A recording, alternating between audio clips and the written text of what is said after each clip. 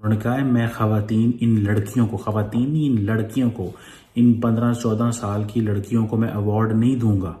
आगे क्या होगा, आगे आगे देखिए होता है क्या। लेकिन इसके बाद अगर गवर्नमेंट ऑफ पाकिस्तान उसको एक्सपेल नहीं कर देती, हमारे ये पाकिस्तानी बच्चियों के साथ जो उसने हरकत की है, तो फिर लानत तो फिर उस पे है ना जो जिन्होंने इनवाइट किया है भाई। शर्मनाक वाक़या पेश आया जिसमें जाकिर नाइक ने जो बच्चों को, ख़वातीन लड़कियों को उनको अवार्ड देने के लिए उनको एक तकरीब में इनवाइट किया गया और उन्होंने इनकार कर दिया और वो चले गए।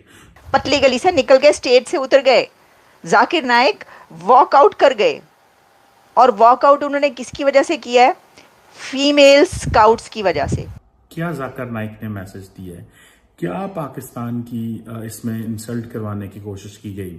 जाकिर नाइक जिसके ऊपर भारत की गवर्नमेंट पहले ही नाराज है, वांटेड है, एक ऐसे आदमी को बुलाकर बताओ, एक तरफ हम कहते हैं हमने ट्रेड करनी है भारत के साथ बात करने की कोशिशें कर रहे हैं, दूसरी तरफ इस तरह के आदमी को बुला लिया। कि शर्मनाक बात यह है कि क्यों उनको इनवाइट किया गया और क्यों प्राइम मिनिस्टर उनको मिल रहे हैं। अब हुआ यह है कि इस वक्त ये वाला वाकया पूरे मीडिया पर चल रहा है। जाकिर नाइक जिसके ऊपर भारत की गवर्नमेंट पहले ही नाराज है, वांटेड है, एक ऐसे आदमी को बुलाकर बताओ, एक तरफ हम कहते हैं हमने ट्रेड करनी है भारत के साथ बात करने की कोशिशें कर रहे हैं, दूसरी तरफ इस तरह के आदमी को बुला लिया और खर्चा मेरे और आपके टैक्स के पैसों से उसके ऊपर खर्चा हो रहा है। जी बिल्कुल, ये आपने बिल्कुल सही कहा है कि ये इन्होंने एक ऐसे बंदे को बुलाया है जो कि ऑलरेडी इंडिया ने जिसको बैन किया हुआ है और जो इस वक्त मलेशिया में रिहाइश पजीर है। मेरा ख्याल ये है कि ये भी मुमकिन है कि कुछ हलके यहाँ पे ऐसे हों और ऐसे हलके मौजूद हैं यहाँ पे और बड़े अरसे से मौजूद हैं जो नहीं चाहते कि भारत के साथ ताल्लुकात में बेहतरी आए। ये उनके जो मफादात हैं उसके खिलाफ जाता है कि हमारे इंडिया से ताल्लुकात बेहतर हो। तो चूंकि इस बात का इम्कान मौजूद था कि इंडियन डेलीगेशन यहाँ पे आएगा, प्राइम मिनिस्टर अगर नहीं आते, फॉरेन मिनिस्टर नहीं आते, तो कोई एडिशनल सेक्रेटरी लेवल का बंदा जो है उनकी मिनिस्ट्री ऑफ एक्सटर्नल अफेयर से आ जाए यहाँ पे और कुछ बातें हों और कुछ ताल्लुकात में बेहतरी आए। तो इन्होंने काउंटर मूव ये की उन्हीं हलकों ने जो कि इंडिया के साथ ताल्लुकात में बेहतरी नहीं चाहते, कि उन्होंने एक ऐसे शख्स को जो कि इंडिया में मतलूब है, उस शख्स को इन्होंने इनवाइट कर लिया और वो आ गया। और ये एक इंडिया को सिग्नल भी हो सकता है कि भाई देखो, हम तो उस बंदे को यहाँ पे एंटरटेन कर रहे हैं और ग्लोरीफाई कर रहे हैं और उसको हम प्लेटफॉर्म दे रहे हैं जो कि आपको मतलूब है और जो आपके यहाँ एक क्रिमिनल के तौर पे समझा जाता है।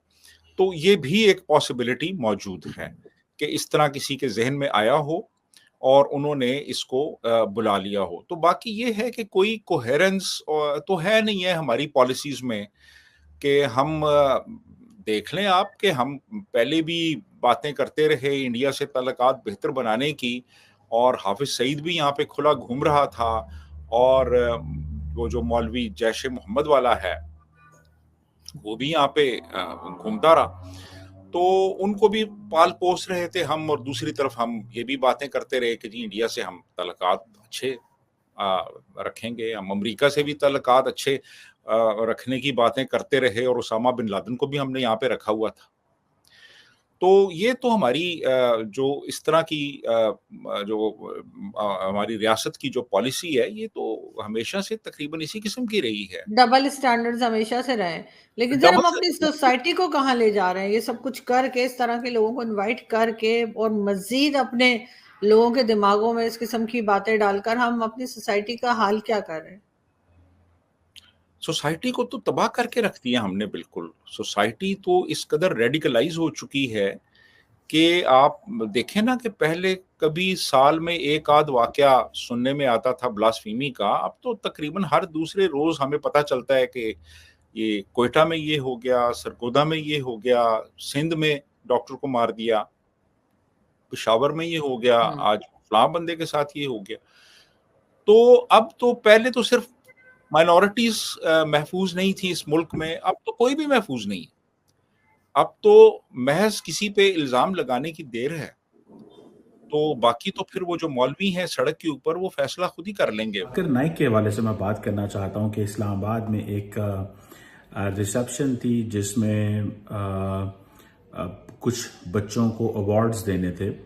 पहली तो बात है, मुझे इस चीज़ की समझ नहीं आई कि जाकिर नाइक की क्या क्रेडेंशियल्स हैं कि उनको उनके ज़रिए बच्चों को अवार्ड दिए जाएं, उनकी क्या कंट्रीब्यूशन है साइंस एंड टेक्नोलॉजी के हवाले से, उनकी क्या कंट्रीब्यूशन है इमर्जिंग टेक्नोलॉजी के हवाले से, क्रिटिकल इंफ्रास्ट्रक्चर या क्रिटिकल इमर्जिंग टेक्नोलॉजी के हवाले से उनकी क्या कंट्रीब्यूशन है, जो हम चाहते हैं कि हमारे बच्चे जो हैं उनसे अवार्ड लें।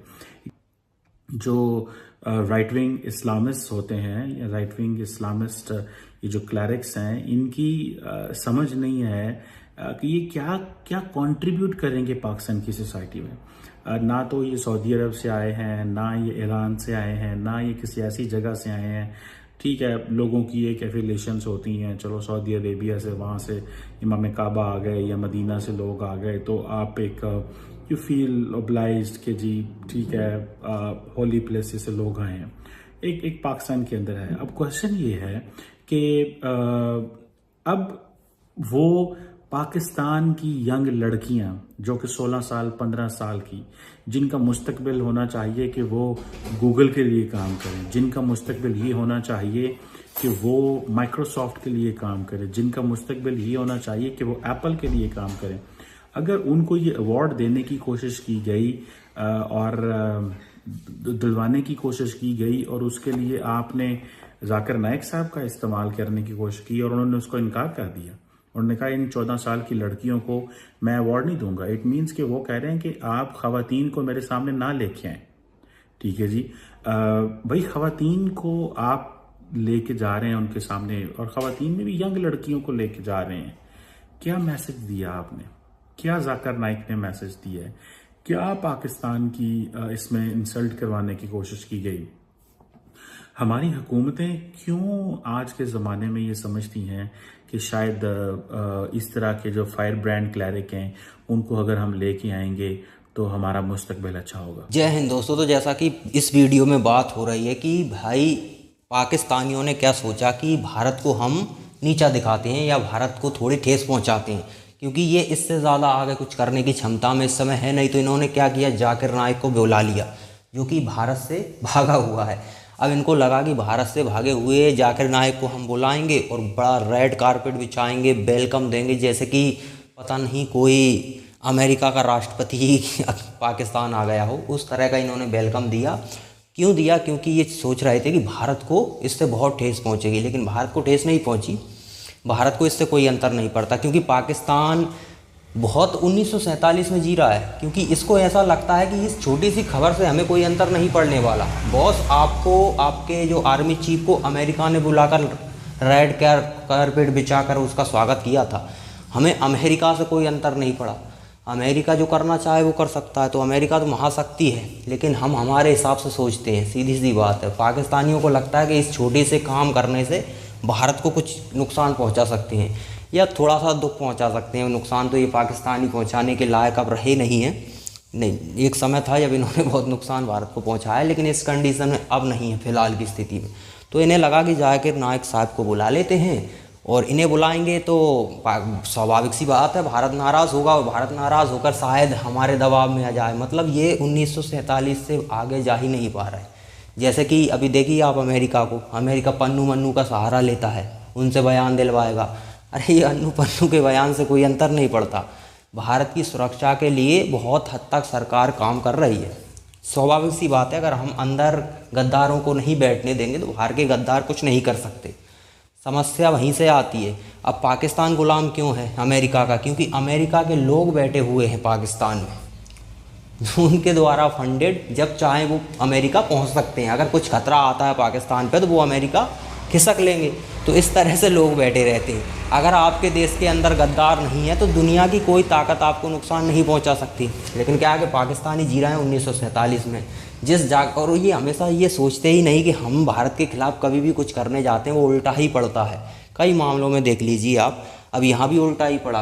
उल्टा ऐसे पड़ा कि इन्होंने जाकिर नाइक को बुला तो लिया, अब बुलाने के बाद उसका भव्य स्वागत भी हो गया। अब भव्य स्वागत के बाद इन्होंने सोचा कि अवार्ड वगैरह जो देने वाले थे ये वहाँ की गर्ल्स को, तो जाकिर नाइक से दिवा लेते हैं, क्योंकि अब इससे बड़ा कोई व्यक्ति आ नहीं सकता। अमेरिका का राष्ट्रपति तो आएगा नहीं, या रूस का राष्ट्रपति, स्वाभाविक है यूएई या वहाँ के प्रिंस वगैरह भी नहीं आएंगे, तो यही व्यक्ति है जो आ सकता है।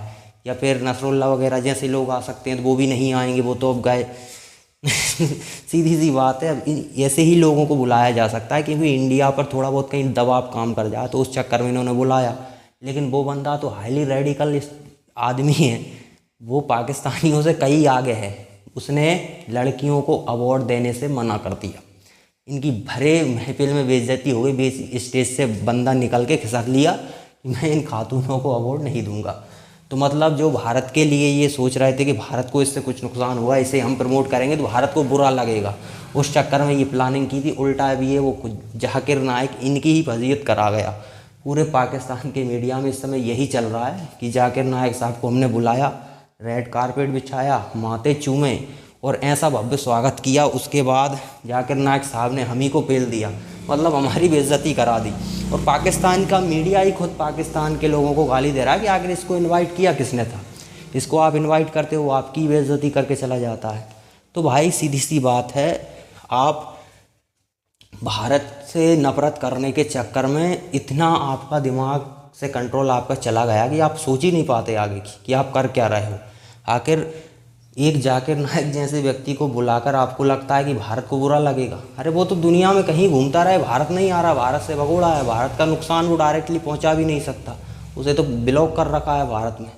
तो भैया क्योंकि वो हाईली रेडिकल आदमी है, वो ज़रूरत से ज़्यादा रेडिकल है, इसलिए पाकिस्तान में उसे देखा होगा, पाकिस्तान में शरिया कानून से कुछ हो ही नहीं रहा, नाम के इस्लामिक मुल्क है। तो उस चक्कर में उसने कहा कि नहीं, इन खातूनों को हम अवार्ड नहीं देंगे। और महिलाओं के प्रति उसकी सोच तो आपने देखी ही होगी। तो भैया पाकिस्तानियों, भारत से नफरत करने के चक्कर में थोड़ा ये अंदाज़ा तो लगाया करो कि आप कर क्या रहे हो, क्या नहीं कर रहे हो। मतलब सारी सीमाएं लांघ जाते हो, कुछ भी करने के लिए तैयार हो जाते हो। अब ये लोग बिल्कुल ऐसा ही है, कीचड़ में जाके पत्थर मार रहे हैं और सोच रहे हैं दूर वो भारत बैठा है उसको बुरा लगेगा। ये भूल जाते हैं कि पास खड़े होकर पत्थर तो तुम ही मार रहे हो, वो कीचड़ पहले तो आप ही के ऊपर आना है और अंत में वही होता है।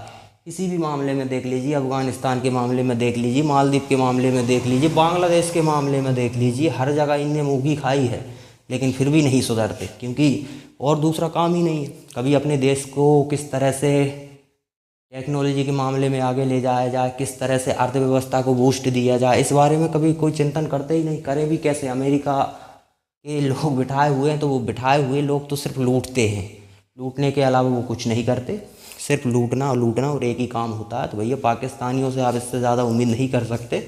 इनका दिमाग 1947 में ही जी रहा है। इनको लगता है कि जाकिर नाइक जैसे व्यक्ति को बुला लो तो भारत नाराज़ होगा, जबकि इन्हें पता नहीं कि उन जाकिर नाइक आपकी ही फजीयत करके चला जाए।